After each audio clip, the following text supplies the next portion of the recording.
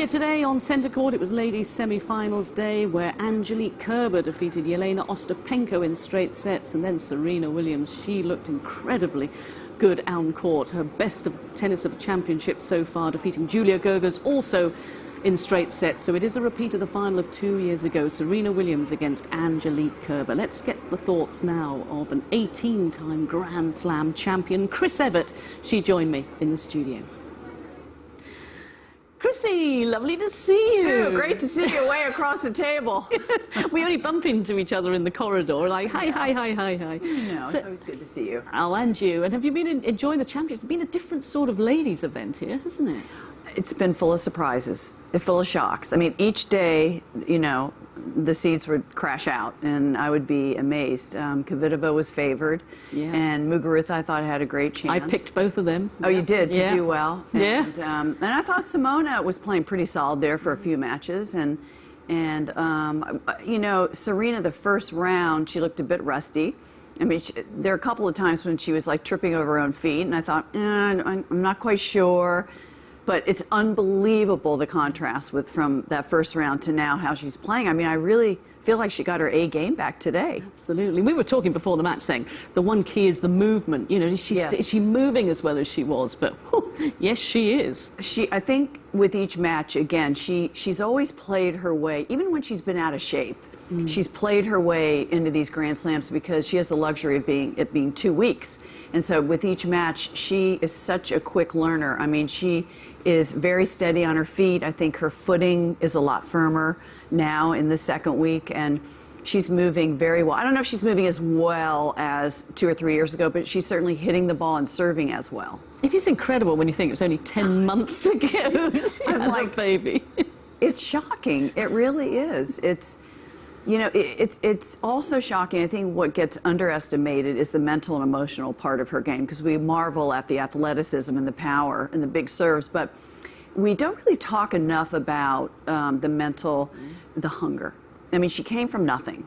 She came from Compton with a lot of love and a lot of support from her family, but you know, that hunger and that coming from Compton, I think, has stayed with her throughout her life, and she still wants more. I mean, she's not happy with stopping right now. She wants another 2 or 3 years. Well, she wants another 2 or 3 Grand Slam titles, doesn't she? I mean, I think that's the motivation, isn't it? You know, because so many people are talking about how great she is, but she wants that record. She wants to beat Margaret Court's record of 24 slams. For sure. I mean, she's just so close right now. She's not going to quit before if it doesn't happen here, she's going to play U.S. Open in Australia, and she's going to try to get it. But I have a sneaky suspicion it might happen here. But I think she'll move on. And a lot of people think, well, you know, she has a husband. And the wonderful thing is the changes in her life with a husband and a child, I think, has relaxed her. And it's taken maybe the pressure off her. She doesn't have to think about herself as much and pick on herself as much, you know, because we know she's a perfectionist. And it's allowed her freedom, I think, to play the kind of tennis that she's playing right now. 36 years of age. I mean, I was on the scrap heap at 29. I was gone. I was gone. You know, and yet the players now today, men's and women's, are just playing longer and longer. I'm jealous. Were you out, though, of the game? Did you have injuries and you're out of the game? Injuries, yeah. Okay, but I mean, during your career, did you play pretty much right until? Okay, well, so was I. Okay, so that's my excuse. Okay, it's like, Serena, you know, she gets injured, she's out for 6 months. Then she gets another injury, she's out for 9 months. Then she has a child, and she's out for 11 months. And same with Federer, same with Nadal. I think the fact that they're out of the game, I think that helps their longevity in the end. And I think that they have that sort of appreciation, and they get rejuvenated, and they're ready to keep playing. Yeah, and just before, we'll talk about the men in a moment, but talking about the final, Angelique Kerber. Dip in form last year, where, you know, and then she gets Wimbledon in her corner, and suddenly she's more attacking and believing in herself again, isn't she? I love Wimbledon as a coach. He's done really wonders with everyone. For Konta. He did great for her. And, you know, I think that Angie, after that 2016 year, I think 2017, she got more and more tight. And when she gets tight, she gets defensive, and she holds back. And in order for her to play her best tennis, she has to play out of the box, I think, and she has to really hit the ball and go for shots. And that's not her security blanket. That's not her mentality. She's a counterpuncher. She's a defense player. So she's had to teach herself and to talk herself into being more aggressive. And you know what? She's got to be ultra aggressive against Serena. That's the thing. You know, because Serena's going to move her from side to side. She's a great athlete. She's going to run a lot down, but she's going to run out of court. Every day's a new day. Look what happened to Federer. You know, when you're a champion, when you're the GOAT like Federer and Serena, and you don't come out with your A game, you can be beaten on a hot day with somebody else. So I don't take it for granted, but I think on form, the way Serena played today, you'd have to favor her. Yeah, and Chris wasn't calling him a farm animal goat. It means greatest of all time. Sorry. That's okay. People will just think I'm rude as usual. And talking of the men's side and Federer, I mean, that match out on court one yesterday, absolutely incredible. Match point, it looked like he was cruising through. But Kevin Anderson, how well he served his way and hit his way out of trouble. Yeah, he played bold, Kevin Anderson, at the end especially. Kept hitting big forehands, inside out, cross court. He never let up for 1 minute. And that's what a lot of players don't do against the top players, is they kind of shy away and they try to protect themselves and play conservatively. But he played bold tennis. He deserved to win that. But I just think Federer, you know, he had match point and he was up 2 sets to love, and he shouldn't have let it get away. I mean, so something, you know, listen, he's been on the tour 20 years, and you're not going to be sharp mentally and emotionally, physically every single time that you walk out on the court. And I think Fed did not have his best day, but all kudos to Kevin Anderson for playing great. Everyone talked about sports psychologists. He's working with the same lady that worked with Halep, that worked with Murray, that worked with Lendl. And it is about this belief about him not thinking about where he is. It's just another point, which for me, it sounds easy, but it isn't easy, is it? It's like you just got to keep hitting out, and you got to make the targets big and just keep accelerating, keep moving your feet. I'm not trying to be a sports psychologist, but I mean, I'm just visualizing kind of what they're telling their players, because I think you just kind of lose control of yourself when you're put in a winning position against a legend. You start to think about it a little bit too much. So maybe start playing the ball, and that's what he did.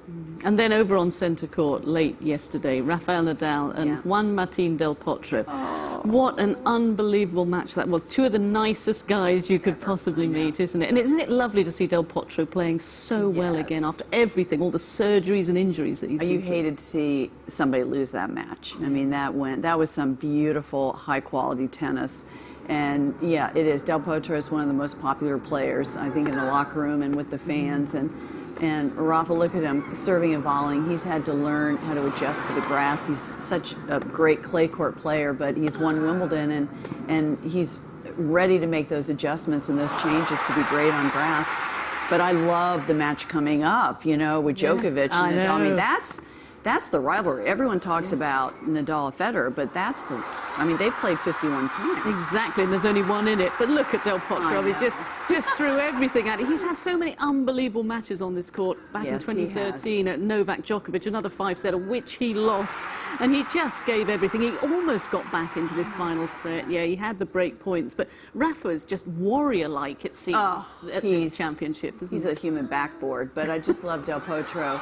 You know, some of those forehands, he was just crashing, and those serves. And it was very dramatic, and at the end of the day, the two are, I mean, I would think they're friends, because they really had a great embrace and exchange at the end that shows great sportsmanship. And even Federer, when he was in his press conference, he was very positive and very, you know, positive towards Kevin Anderson, and it's just great sportsmanship. You remember that.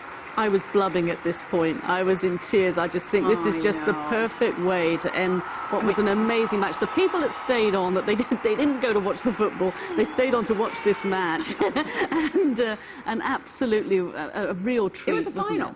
I mean, it was a quarterfinal that deserved to be a final. You know, that's all you can say. And you know, but maybe now everyone, I'm sorry for you that England lost, but maybe everything now can settle down and we can we'll get over talk about Wimbledon. We'll get over it, yes. Football. I know. And also John Isner, what a story he is. Oh my gosh, so happy. I'm so happy about that. Where does this come from, though? Well, you know, it's really interesting.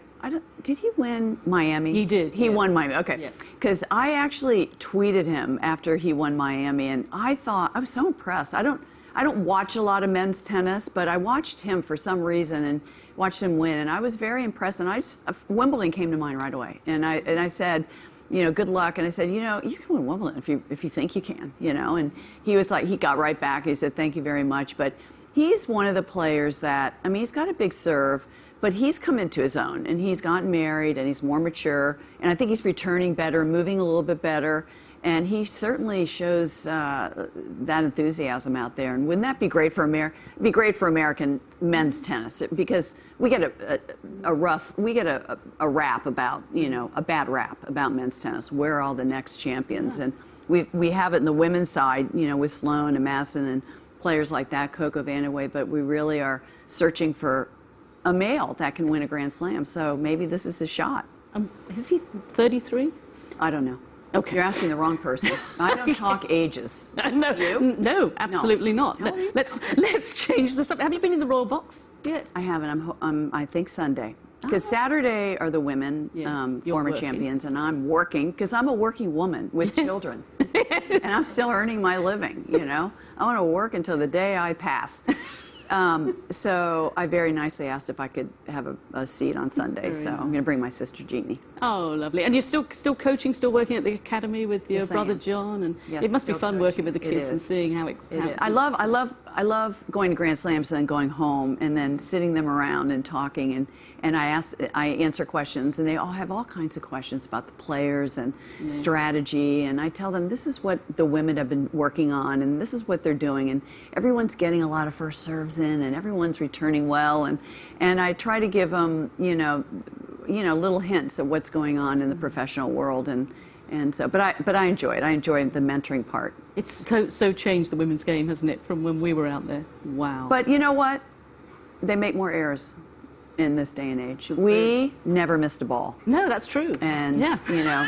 She is joking, by the way. We didn't, because we didn't go for winners. Well, speak for yourself, I did. Oh, that's right. You had that big forehand. Yeah, yes. People remember that big, you had a big forehand. Yeah. And you really did. And I think we'll end this before you mention my backhand. You did, that slice backhand was yeah. Okay, thank you, Chrissy. Thank you very much. It is lovely to see you, and I'll see you out in the corridor again. Okay. Thank you, Sue. Great to see you. And you. I genuinely think we should have a one-hour programme every single week on the BBC that's just Chrissy Evert and Sue Barker in conversation. It's brilliant, brilliant to see them together again. That is the back gallery of the members here at Wimbledon on the centre court. Lots of